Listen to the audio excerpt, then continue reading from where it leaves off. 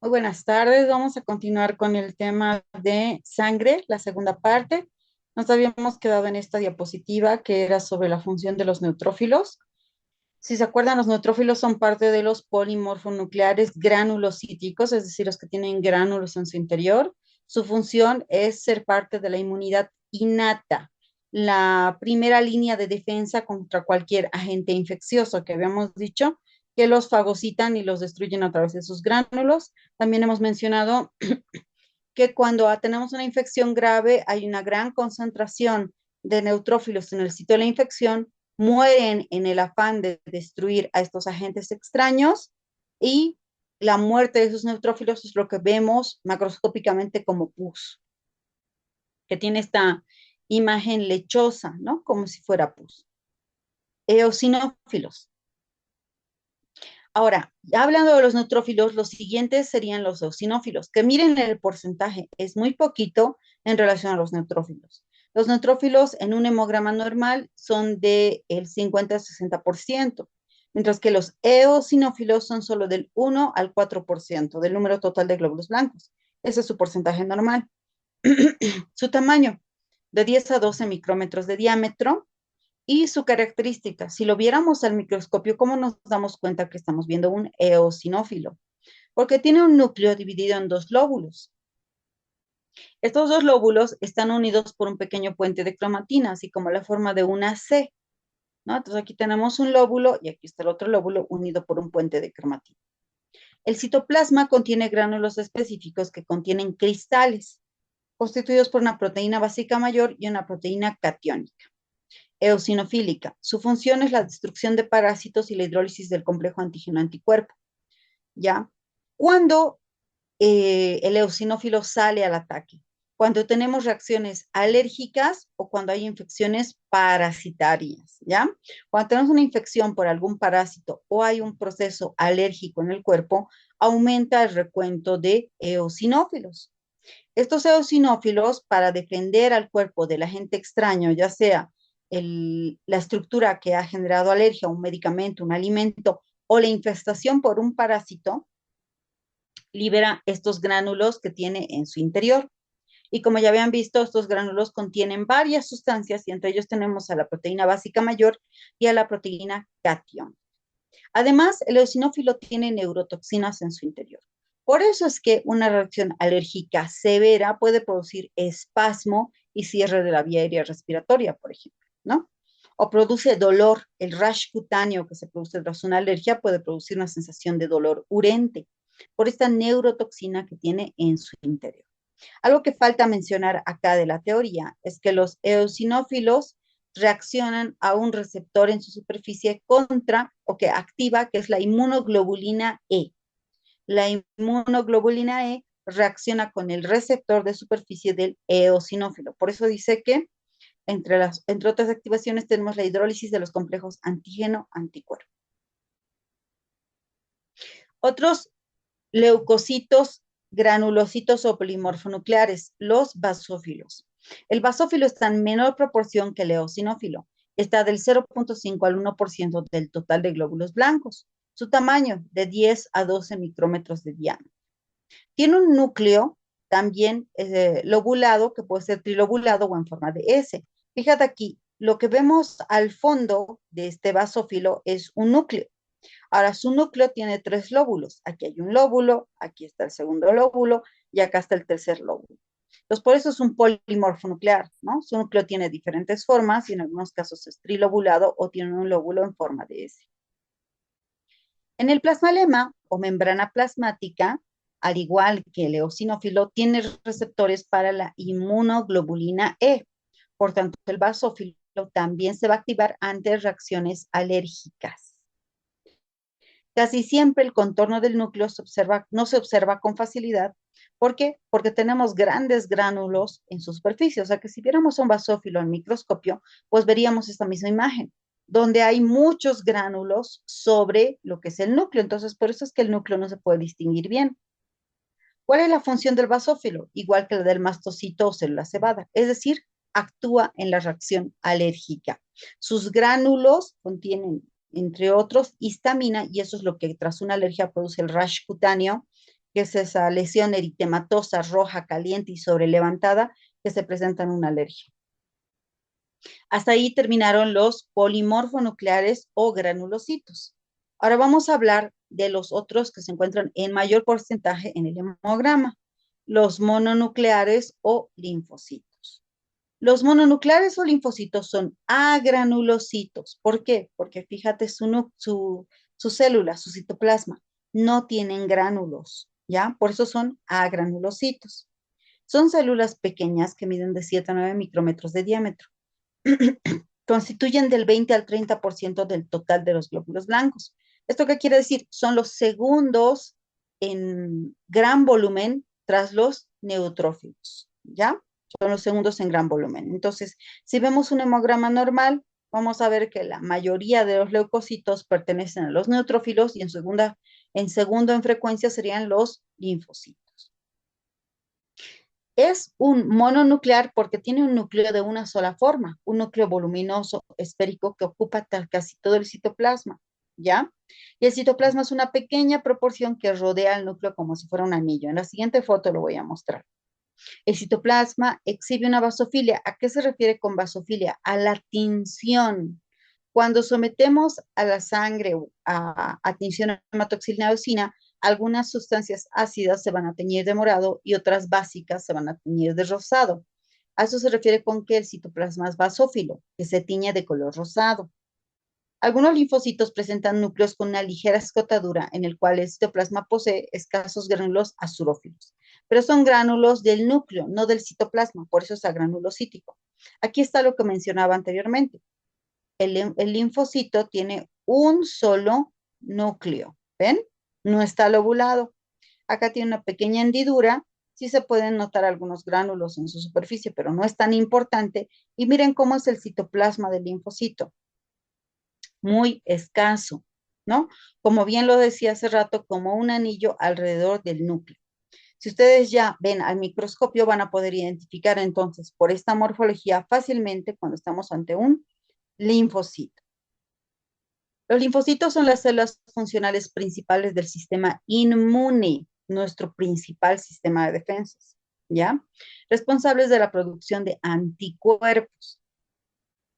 Ya, eso sería lo que es la inmunidad humoral. Y también otra proporción de linfocitos van a ser responsables de la respuesta directa, que es la inmunidad celular, mediante la cual se destruyen células infectadas por virus, células tumorales y también regulación del sistema inmune. Pues más o menos cómo funciona la cosa. Los linfocitos son pequeños, son chiquititos, ¿ya? Tienen un rango de tamaño amplio dependiendo qué tipo de linfocito veamos y dónde encontremos el linfocito. O sea que el tamaño del linfocito puede ser desde los 6 hasta los 30 micrómetros, porque varía de acuerdo al tipo de linfocito.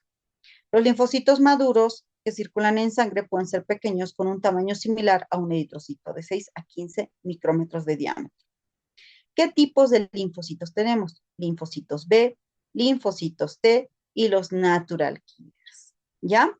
Ahora voy a hablar un poco de esto de la inmunidad para que quede claro.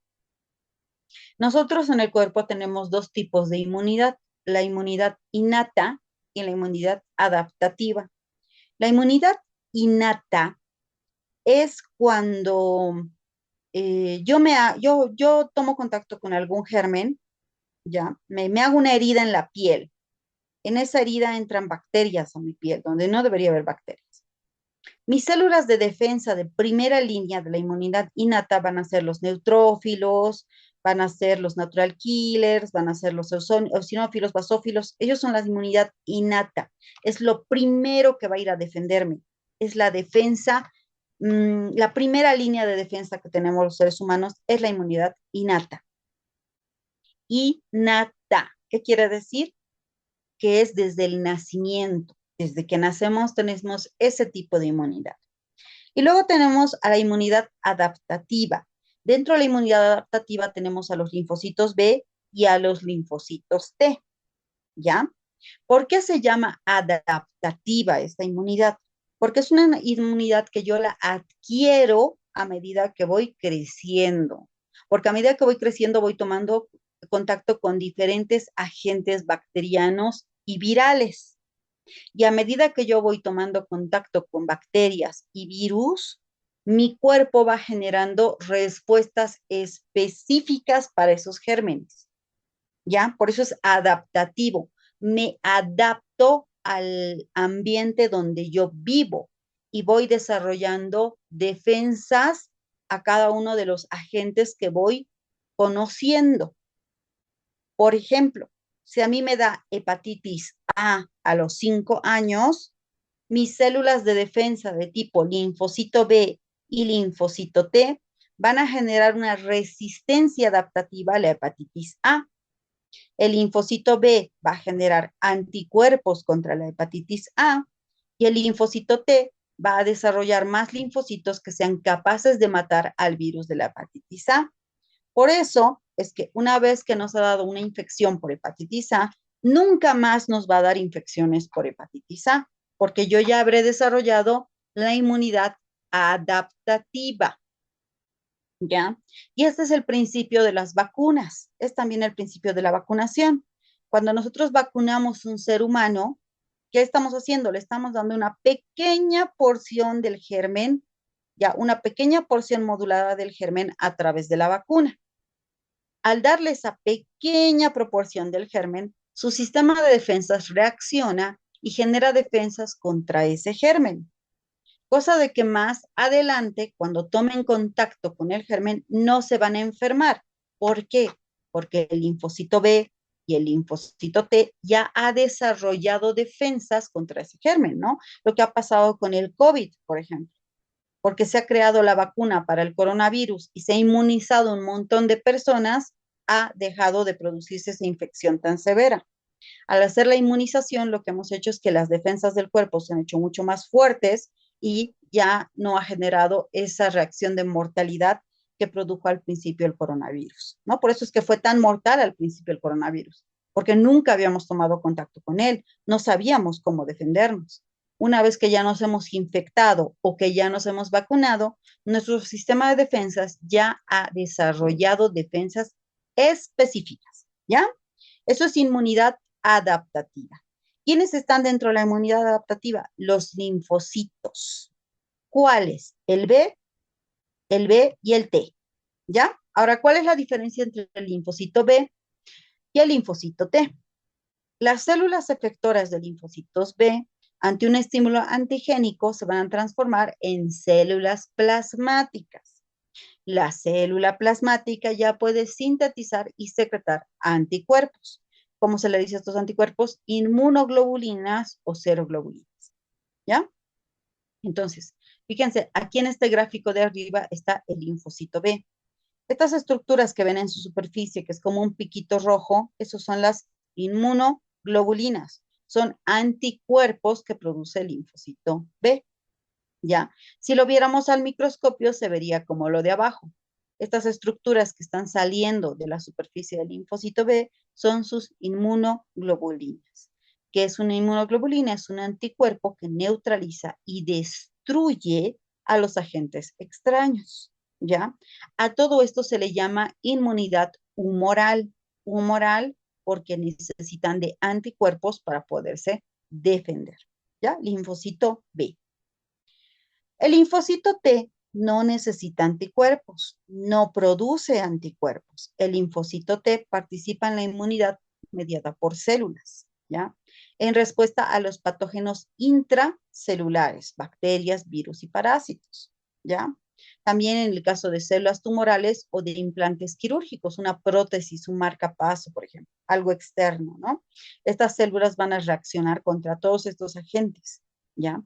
Pero a diferencia del linfocito B, el linfocito T no requiere inmunoglobulinas, actúa inmediatamente, tiene como unas balas en su interior que pueden destruir fácilmente al agente extraño. Por eso es que le llaman inmunidad celular. ¿Por qué se le llama inmunidad celular? Porque actúa la célula T directamente contra el agente extraño. No lo hace medio o mediante inmunoglobulinas.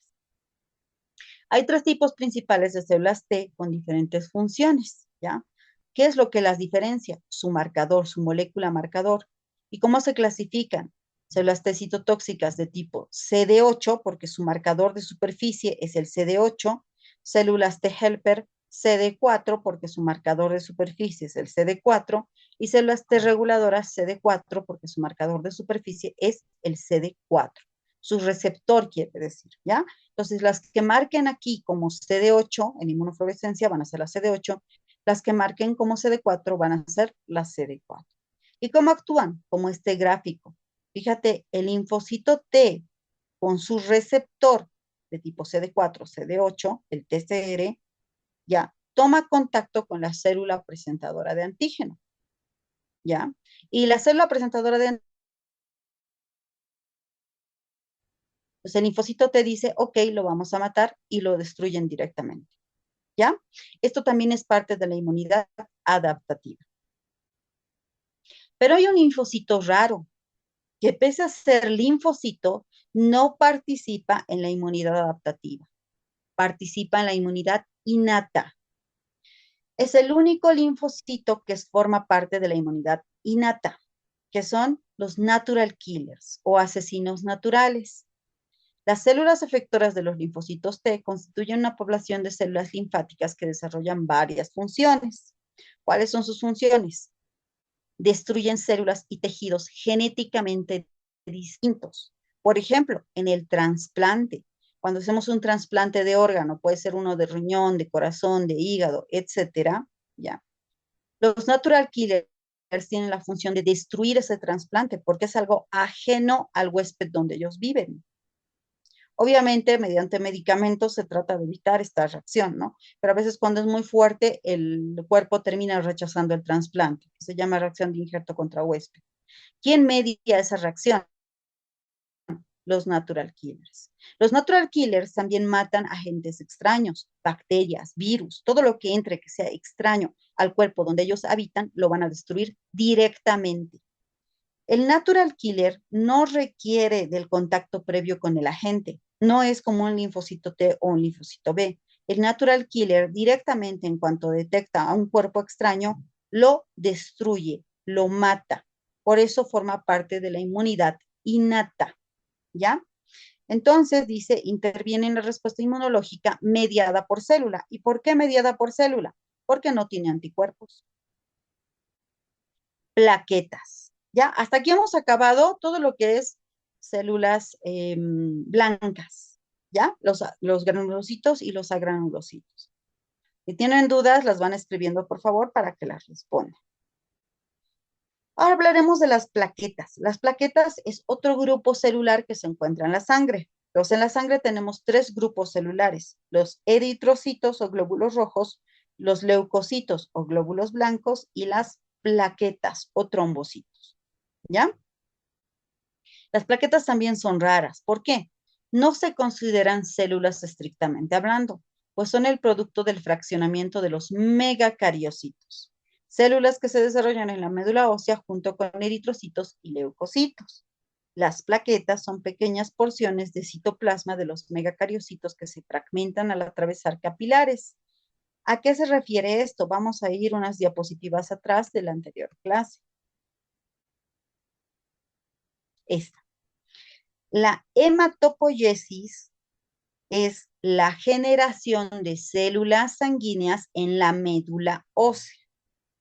Todo empieza con la célula madre pluripotente, que se diferencia célula madre progenitor mieloide y célula madre progenitor linfoide, que van a dar lugar a los mielocitos y a los linfocitos. Bueno, entre estos mielocitos, fíjate que existe una célula madre progenitor de megacariocitos y eritrocitos. Esta misma célula madre va a dar lugar a los eritrocitos y a los megacariocitos. Es decir, la célula en sí se llama megacariocito.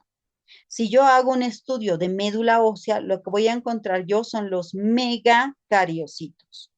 Pero el megacariocito es muy grande, no subsiste en la sangre, ya no puede vivir en la sangre, porque al atravesar los vasos sanguíneos se va a romper, no es estable. Entonces, el megacariocito cuando sale a sangre se fragmenta en varios trozos de su citoplasma. Esas son las plaquetas, ¿ya? Entonces, la plaqueta no es una célula en sí, sino son los fragmentos o los trocitos del megacariocito. Si yo hago una biopsia de médula ósea, voy a ver megacariocitos. Pero si yo hago un frotis de sangre periférica, voy a ver plaquetas. ¿Ya? Entonces, habiendo entendido que la plaqueta no es una célula, sino fragmentos del megacariocito, ya podemos entender este gráfico. Esta sería la plaqueta y mira cómo se vería. Estas estructuras blancas alrededor de los eritrocitos, esas son las plaquetas. ¿Ya? ¿Cuál es el recuento normal de plaquetas? El número normal de plaquetas es de 250.000 a 500.000 por mililitro de sangre. ¿Cuál es el tamaño normal de una plaqueta? Mira lo pequeñas que son, porque son fragmentos de una célula, de 1 a 3 micrómetros de diámetro. Permanecen en la circulación sanguínea alrededor de 4 días, ¿ya? Luego desaparecen. Las plaquetas desempeñan un papel básico en la coagulación sanguínea. Son parte de la coagulación primaria. La coagulación del cuerpo se divide en primario y secundario, ¿ya? Entonces, la coagulación primaria está mediada por las plaquetas, ¿ya? Entonces, ¿qué pasa? Fíjense este vaso sanguíneo. Yo me corto, vamos a poner, me corto. Al cortarme, hago una abertura aquí en el vaso sanguíneo. Se rompe el vaso sanguíneo. ¿Qué va a suceder inmediatamente? Las plaquetas que están circulando en la sangre se van a aglomerar alrededor del sitio de la lesión del endotelio y van a hacer un tapón plaquetario. Estas plaquetas adheridas entre sí van a empezar a liberar sustancias que tienen en su interior. Por ejemplo, componentes de hialómero y de cromómero, entre otros. Tiene además otras sustancias las plaquetas. Esto va a permitir que más plaquetas se agreguen alrededor de la lesión y se formen entrelazados, ¿no? Y se pueda cerrar el sitio de la lesión mediante un coágulo. Primero se forma el tapón plaquetario y luego vienen los factores de la coagulación y se termina de formar el coágulo. Pero la primera parte de la coagulación depende de las plaquetas, ¿ya? Por eso es que su principal función, ¿cuál es? Mediar la coagulación sanguínea. Hasta aquí hemos terminado con las plaquetas. Seguiremos con grupos sanguíneos, pero si tienen preguntas pueden escribirlas ahora.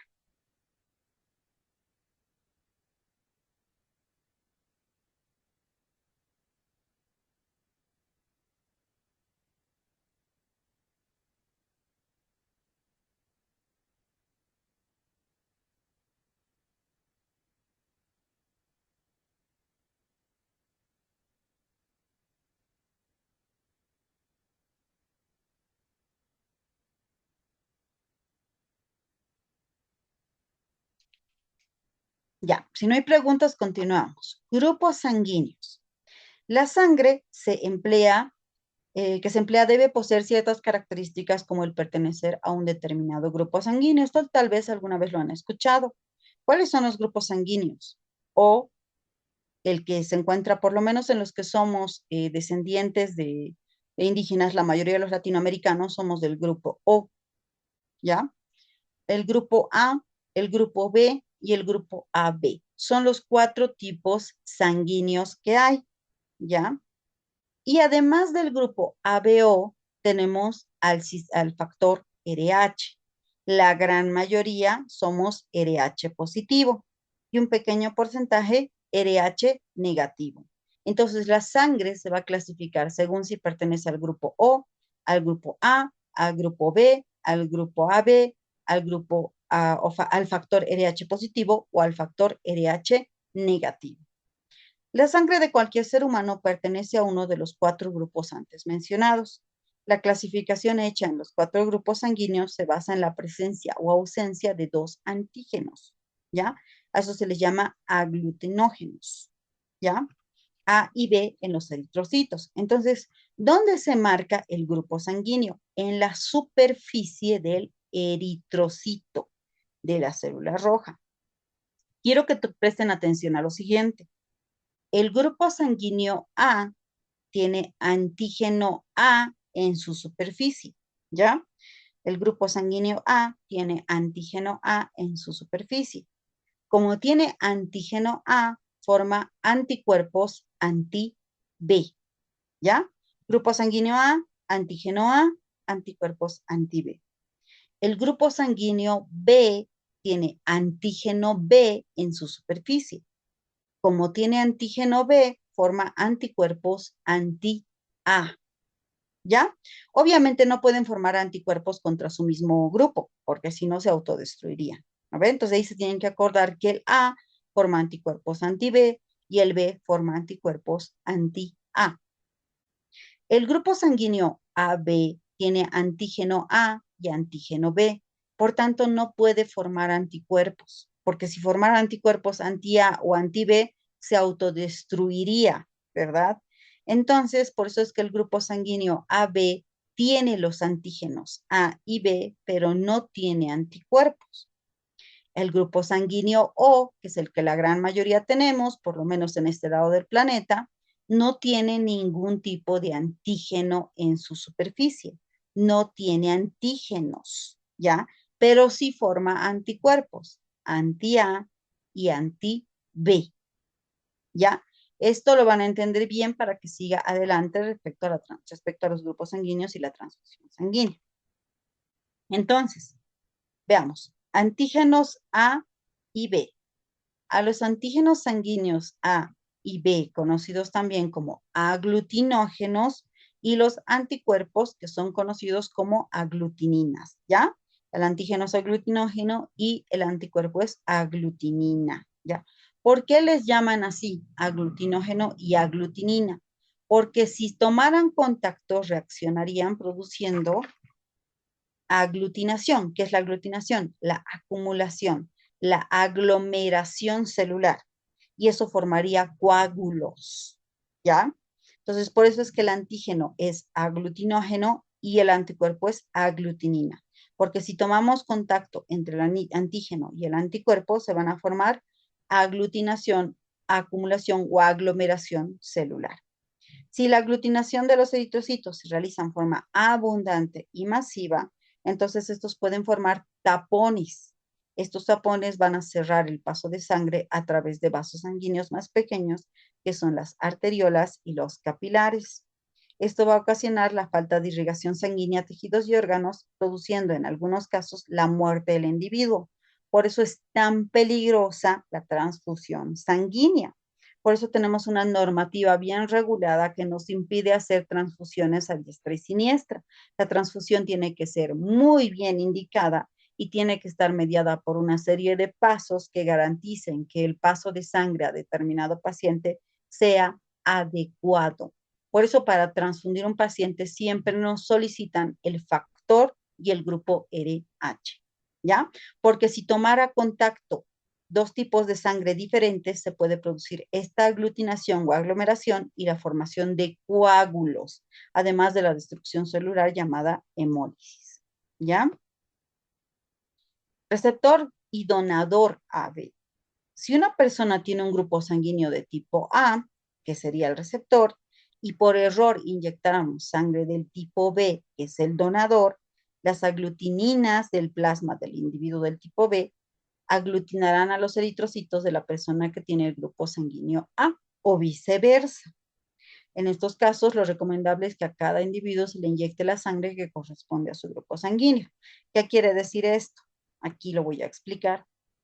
Si yo tengo un individuo con grupo sanguíneo A, significa que en su superficie sus eritrocitos tienen antígeno A y que este eritrocito ha desarrollado anticuerpos anti-B. Si yo a este paciente con grupo sanguíneo A le pongo sangre B, como tiene antígenos contra el grupo B, lo va a destruir, ¿ya? Lo va a destruir, va a generar hemólisis. Y aparte, se van a aglomerar, se van a aglutinar y van a formar trombos, coágulos, que va a comprometer la integridad de los tejidos.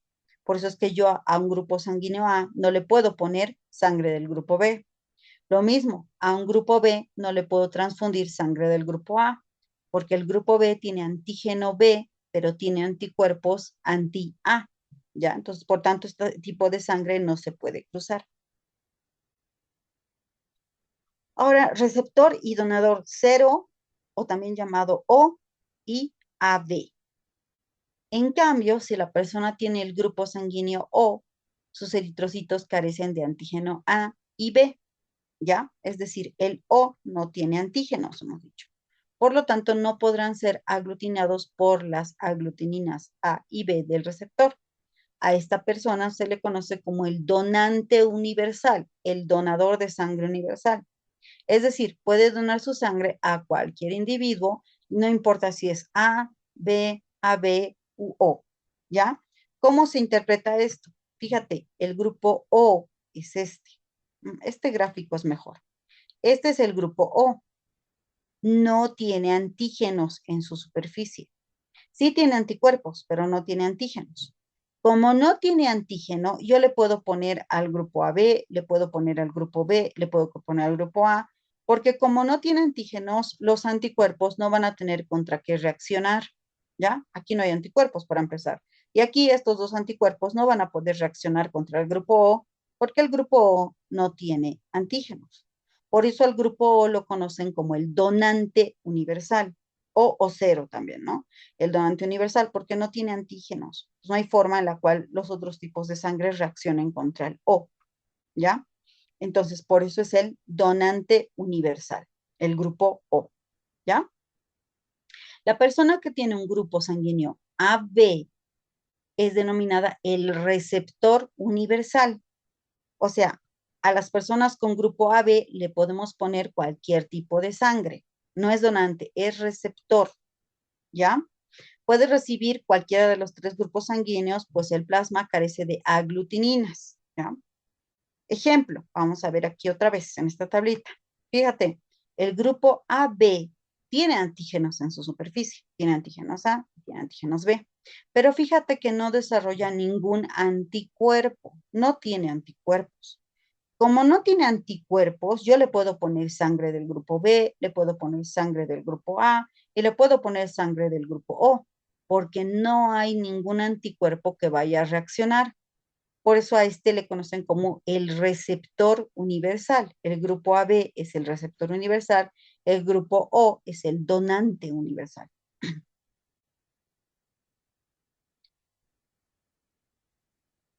Acá tenemos más explicado una vez más el sistema ABO, ¿ya? O ABO. La sangre del grupo A tiene antígenos A en la superficie del eritrocito. Como tengo antígenos A, yo formo anticuerpos anti-B. La sangre del grupo B tiene antígenos B en su superficie.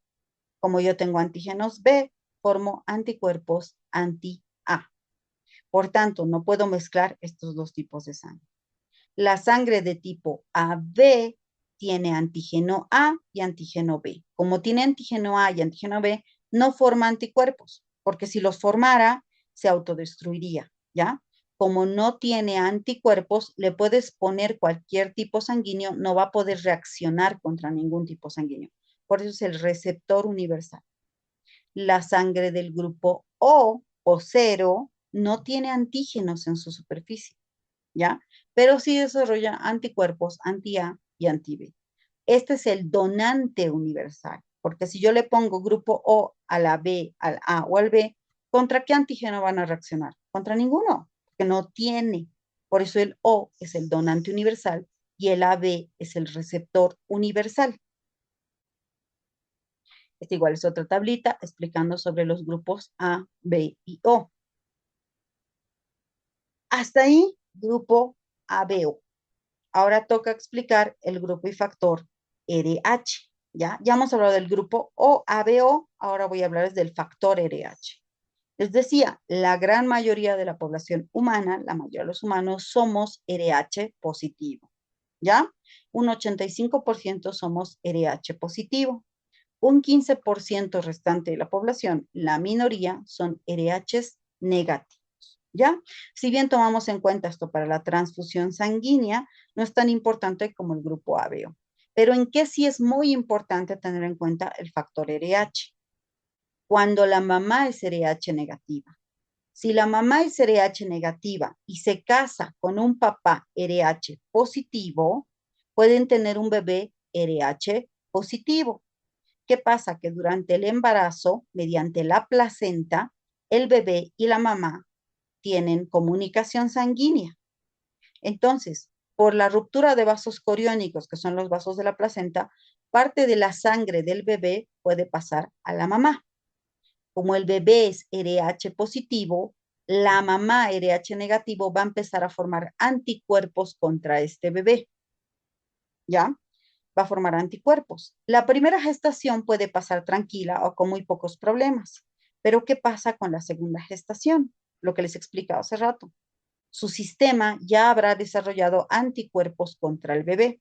Por tanto, en una segunda gestación, la mamá RH positivo va a atacar al feto que es, perdón, la mamá RH negativo va a atacar al feto que es RH positivo, porque ya habrá desarrollado anticuerpos anti-RH positivo. A esto se le llama eritroblastosis fetal. Esta eritroblastosis fetal puede causar un óbito, que es la muerte intraútero del bebé.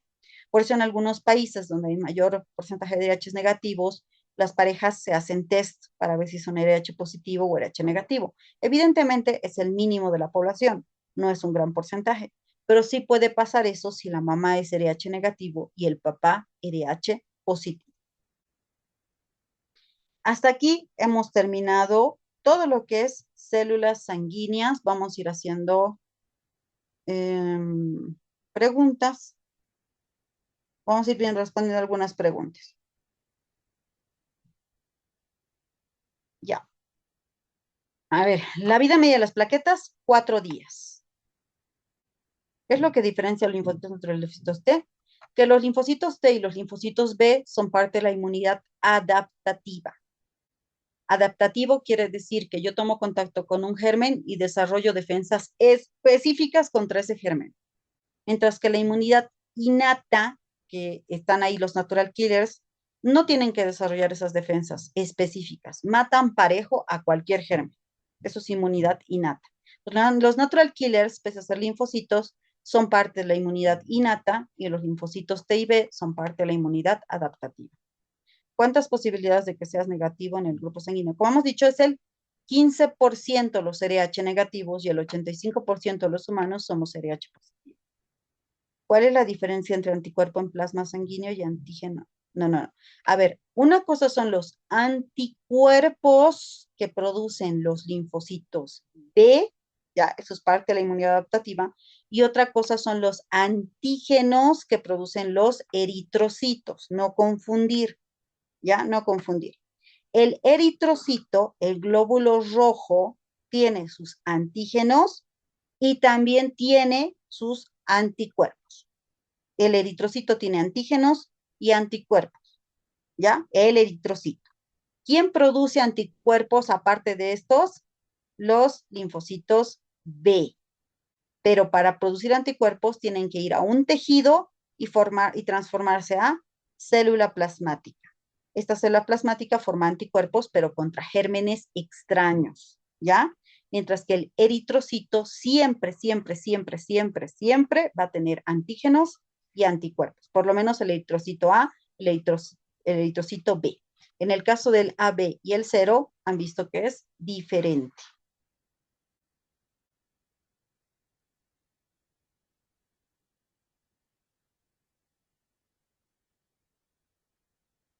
¿Más preguntas que tengan?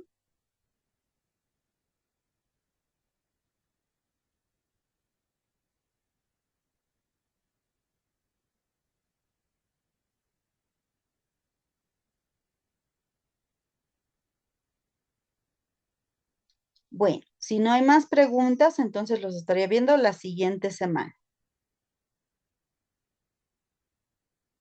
Hasta luego, doctora. Muchas gracias. Hasta luego, doctora.